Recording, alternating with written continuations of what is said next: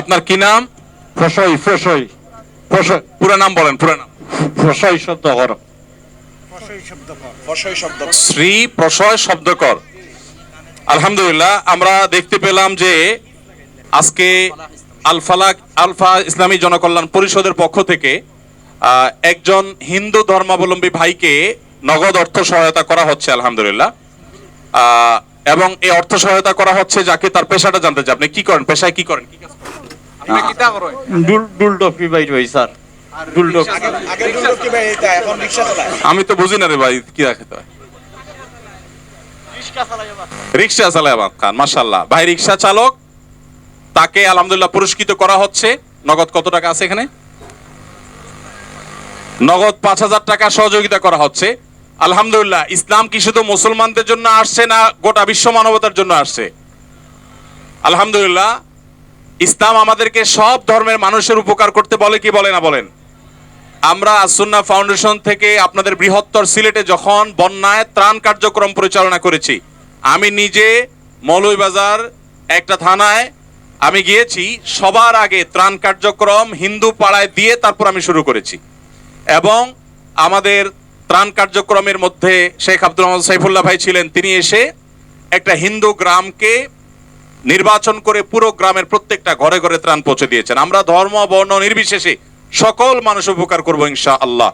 আজকে আলফালা ইসলামী জনকল্যাণ পরিষদ তার দৃষ্টান্ত স্থাপন করেছে, মাশাআল্লাহ। আরেকটি পুরস্কার আছে এই সেম পেশায় যুক্ত, রিক্সা চালানোর সাথে যুক্ত আমাদের জনাব মোহাম্মদ তখলিস মিয়া, ওনার হাতে পুরস্কার দেওয়া হচ্ছে। তিনিও সারাটা জীবন রিক্সা চালিয়ে উপার্জন করেছেন, সেই কাজের সম্মান স্বরূপ তাকে নগদ 5,000 টাকা শেখের হাতে তুলে দেওয়া হচ্ছে। সবাই বলে মারহাবা। স্টক করে মালামাল জমা করে মূল্য বৃদ্ধি করে বেচা কিনা করা জায়েজ আছে কিনা? এখন পেঁয়াজ নিয়ে চলছে তুলকালাম, কদিন পর পরে আমাদের দেশে এগুলো হয় না? নবী সাল্লাল্লাহু আলাইহি সাল্লাম বলেছেন, আল মুহতাকিরু খাতি, যে ব্যক্তি সংকট সৃষ্টি করার জন্য সমাজে মাল সরায় রেখা দাম বাড়লে তখন বিক্রি করে, সে গুনাহগার, সে হারাম কাজ করে, গুনাহের কাজ করে।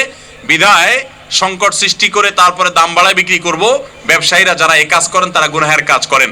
খুব আফসোস হয়, অনেক লম্বা দাড়িওয়ালা মুরব্বী আছেন, মাথা টুপিওয়ালা মুরব্বী আছেন, যারা এই সমস্ত অপকর্মে লিপ্ত। আল্লাহ তাআলা আমাদেরকে এই সমস্ত গুনাহ থেকে বেঁচে থাকার তৌফিক দান করুন। টাকা পয়সা কিছু কামাবেন, কিন্তু সাথে জাহান্নাম নিশ্চিত করে ফেলবেন। অতএব আল্লাহর ভয়ে এগুলো থেকে সরে আসার চেষ্টা করুন। এরপরে প্রশ্ন হলো, মসজিদের জায়গা ওয়াকফ করে না দিলে ইবাদত বন্দেগী সহি হবে কিনা, এ ব্যাপারে আপনার মতামত জানতে চাই। কোন মসজিদের জায়গা যদি মালিকরা ওয়াকফ করে না দেন, সেখানে নামাজ কালাম পড়লে, ইবাদতবন্দি করলে নামাজ কালাম হয়ে যাবে, হবে না এটা ঠিক না।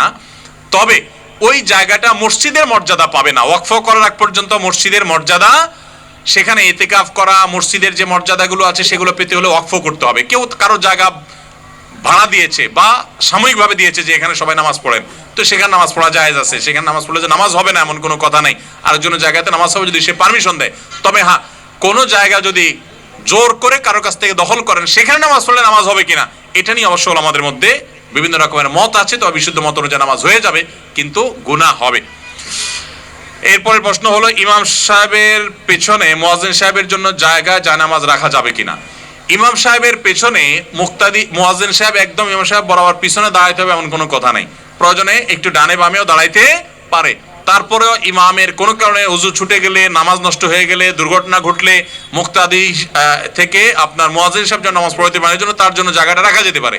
কিন্তু আমাদের দেশে অনেক মসজিদে জায়নামাজ রেখে রেখে এলাকার অনেক মাতবর, মোড়ল, সভাপতি, সেক্রেটারির জন্য দখল করা হয়, আছে না নাই? ঢাকার একেবারে সবচাইতে অভিজাত একটা মসজিদে কোন এক রমাদান আমি আলোচনা করতে গিয়ে এই অবস্থা দেখে আমি বলছি যে এটা অভিজাত মসজিদ, অভিজাত এলাকার মসজিদ। তারপর আমি বলতে বাধ্য হচ্ছি এটা খুবই জঘন্য গর্হিত কাজ। আল্লাহর ঘরে কারোর জায়গা দখল করার এখতিয়ার খোদ মুতাওয়াল্লি সাহেবেরও নাই। উনি তো দান করে দিয়েছেন আল্লাহকে, এখন আল্লাহ মালিক, এখন আর ওনার নাই। উনি বলতে পারে না যে আমার মসজিদ। অতএব সবাই যে আগে আসবে সে আগে জায়গা পাবে। এখানে দখলদারিত্ব করা এটা মূর্খতা। আপনি আসছেন দাসত্ব করার জন্য, সেখানে এসে যদি অহংকার করেন, ভাবসাব নেন, তাহলে তো হবে না। আগে আসলে আগে বসবেন, যে আগে আসবে সে বসবে। ইসলামে কোনো বৈষম্যের সুযোগ নাই। একজন গরিব সে আগে আসলে সেই জায়গায় পাবে। এজন্য মসজিদে কোনো জায়গা দখল করা কি নাই, জায়েজ নাই। তবে হ্যাঁ, ওই যে যেটা বললাম, ইমাম সাহেবের পেছনে উপযুক্ত ব্যক্তি যিনি ইমামের অনুপস্থিতিতে নামাজ পড়াতে পারেন, তার জন্য সুবিধা করে দেওয়ার জন্য যদি করেন তাহলে সেটা ভিন্ন কথা, সেটা হতে পারে। ভাইরা আমার কাছে আরো কিছু প্রশ্ন আছে, কিন্তু সময় আমাদের কম, রাত অনেক হয়েছে, ফজর পড়তে হবে, গভীর রাত পর্যন্ত আমরা দিনই আলোচনা করার বিরুদ্ধে কথা বলি। বিধায় আপনাদের প্রশ্নগুলো আমি নিয়ে যাচ্ছি ইনশাআল্লাহ। আল্লাহ যদি তৌফিক দান করেন, আমাদের পরবর্তী শুক্রবার রাত 8টা থেকে 9টা পর্যন্ত যে লাইভটা হয় আমার পেজে, সেখানে অথবা পরবর্তী কোনো অনুষ্ঠানে ইনশাআল্লাহ আমরা আপনাদের প্রশ্ন উত্তরগুলো দিয়ে দিব। অনেক কথা আমরা শুনলাম, অনেক কথা আমরা বললাম, অনেক কথা আমরা জানলাম। আমরা যদি আমল করতে চাই তাহলে এই কথাগুলো যথেষ্ট। আল্লাহ আমাদের সবাইকে আমলের তৌফিক দান করুন। একটা প্রশ্ন, শেষ প্রশ্ন, এটা আমার মনে হচ্ছে বলে যাওয়া দরকার, সেটা হলো স্বামী স্ত্রী উভয়ের সম্মতিক্রমে কাজী সাহেবের মাধ্যমে স্বামী স্ত্রীকে তালাক প্রদান করে, পরবর্তীতে কয়েক বছর পর স্বামী স্ত্রী উভয় পুনরায় সংসার করতে ইচ্ছুক, ইসলামী শরীয়ত মোতাবেক এর সমাধান কি? ভাইরা আমার, তালাক নিয়ে 2 ঘন্টার একটা বক্তব্য হওয়া দরকার। তালাক আমাদের দেশে এমন ভয়াবহ আকার ধারণ করেছে, এটা পরিমাণ এত বাড়ছে, কোথায় কোথায় তালাক দেয়। কিছু ছোট লোক পুরুষ আছে, চুন থেকে নুন খসলেই বউকে তালাকের কথা বলে। আবার কিছু ছোট লোক মহিলা আছে, চুন থেকে নুন খসলেই বলে আমি গেলাম বাপের বাড়ি, তোর সংসার তুই, আছে না নাই? এই তালাক কথায় কথায় যারা দেয় তারা গুনাহগার। তালাক দিতে হবে, যদি দেওয়ার প্রয়োজন হয় বুঝে শুনে ঠান্ডা মাথায় হিসাব নিকাশ করে, মাথা গরম করে তালাক দেওয়া যাবে না। তালাক দেওয়ার সুন্নাহ পদ্ধতি অনুযায়ী যদি আপনি তালাক দেন, তাহলে 20 বছর 15 বছর পরে, এমনকি 30 বছর পরেও যদি আবার চান একত্র হতে স্বামী স্ত্রী হিসাবে, সেটা করতে পারবেন। আর যদি তালাক আপনি 3টাই দিয়ে শেষ করে ফেলান, এখন তো 3টা দেয় না, বলে 3000 তালাক, বউরে একা তালাক দেয় না, বলে তোর 14 গোষ্ঠী সহ তালাক। এই সব কথা যারা বলে এরা মূর্খ, এরা পাপী, এরা অপরাধী, এরা গুনাহগার।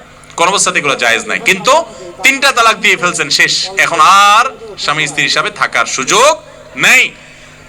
এবং যদি স্বামী স্ত্রী হিসাবে আবারও কখনো থাকতে চান, সেভাবে তালাক দিতে চান, তাহলে একটা তালাক দিতে হবে, একটার বেশি না। কয়টা তালাক দিতে হবে?